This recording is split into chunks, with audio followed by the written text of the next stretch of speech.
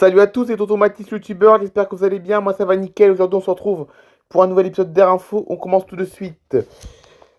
L'aéroport de Liège perd ses derniers vols commerciaux réguliers. Après 31 ans de présence, la compagnie aérienne TUI, donc TUI c'est une compagnie belge, a effectué son dernier vol régulier depuis Liège le 4 janvier 2026. L'aéroport wallon, déjà dominé par le fret, plus, ne proposera plus de vols passagers programmés. C'est une page qui se tourne à Liège Airport, où le dernier vol régulier de TuiFly a décollé le 4 janvier 2026 à 17h20 à destination de Tanger au Maroc. Ce vol TB 2681, opéré par un Boeing 737 immatriculé OOJAQ, marque la fin d'une ère entamée au début des années 90. Le vol retour TB 2662 en provenance de Tanger s'est quant à lui posé à Bruxelles, nouvelle base de rattachement du transporteur. Une décision économique et stratégique. Dans un communiqué précédent, le voyagiste avait justifié ce retrait par un manque de rentabilité et un potentiel commercial limité à Liège. Malgré les efforts déployés, la demande sur cette base ne permettait plus d'assurer un équilibre économique durable, avait expliqué un porte-parole de TUI Belgium.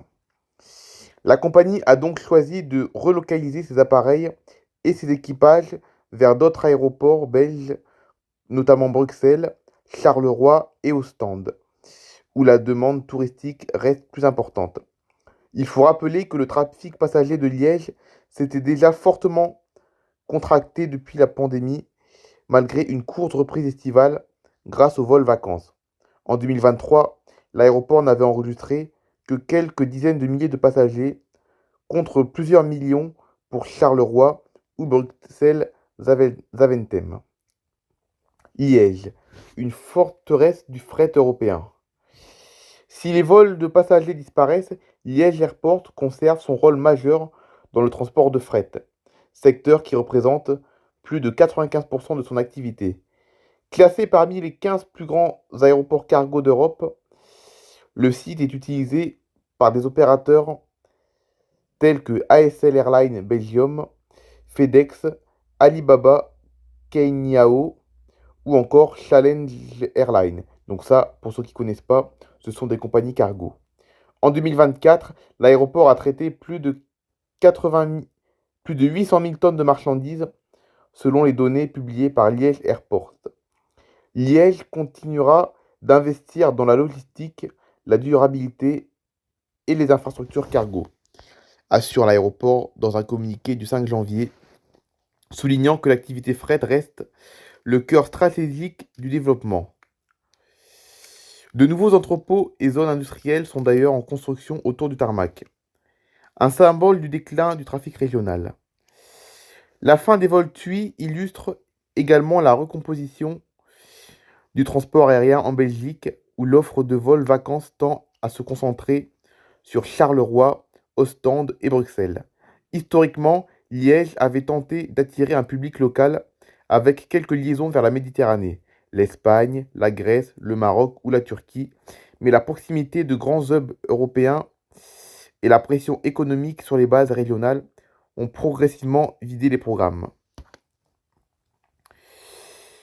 Pour les voyageurs wallons, cette fermeture marque donc la fin d'une option pratique pour les départs en vacances, même si TuiFly et d'autres compagnies continuent de proposer de nombreux vols depuis Charleroi, situé à environ 1 heure de route.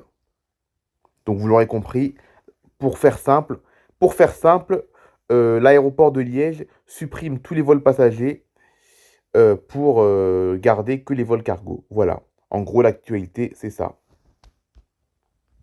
Deuxième actualité, cette fois avec Transavia, Wor- Wroclaw, Wor- Wroclaw, Allegro, Oran. Transavia France déploie d'autres nouvelles lignes pour l'été 2026 et lance son canal WhatsApp. Transavia France muscle son programme estival 2026 avec 6 nouvelles liaisons internationales au départ de Paris-Orly, Lyon, Montpellier et Marseille. tout en accélérant sur le terrain du digital avec le lancement de son canal WhatsApp Transavia News et une application mobile désormais téléchargée plus d'1 million de fois. Dès le printemps 2026, Transavia France proposera pour la première fois des vols vers Wrocław en Pologne et Allegro en Sardaigne au départ de Paris-Orly, tout en ouvrant de nouvelles dessertes au départ de ses bases régionales de Lyon, Montpellier et Marseille. Ces annonces s'inscrivent dans le cadre du programme été 2026 de la compagnie, dont les ventes ont été ouvertes à l'automne 2025, marqué par une offensive sur les destinations de soleil et les liaisons à forte composante loisirs. Nouvelle ligne au départ de Paris-Orly. Au départ de sa base principale de Paris-Orly, Transavia France ajoutera deux nouvelles liaisons inédites vers l'Europe centrale et la Méditerranée occidentale. Paris-Orly-Wrocław en Pologne, 2 vols par semaine les jeudis et dimanches, à partir de 40 € l'aller simple. Premier vol programmé le 16 avril. Cette nouvelle ligne vient répondre à la demande des voyageurs en quête de destinations plus confidentielles et à la clientèle ayant de la famille. Paris-Orly, Alghero, d'accord, Alghero, je pensais qu'on dit Allegro, mais non, c'est Alghero. Paris-Orly, Alghero, en Sardaigne, en Italie. 2 vols par semaine, les mardis et samedis, à partir de 39 € l'aller simple. Lancement prévu le 18 avril 2026, en concurrence avec Volotea depuis le même aéroport. A noter que Transavia Hollande reliera également Alghero depuis Amsterdam Schiphol à compter du 6 avril.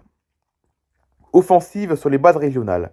Transavia France profite également de l'été 2026 pour densifier son offre au départ de Montpellier, Lyon et Marseille, 3 plateformes clés de son développement en région.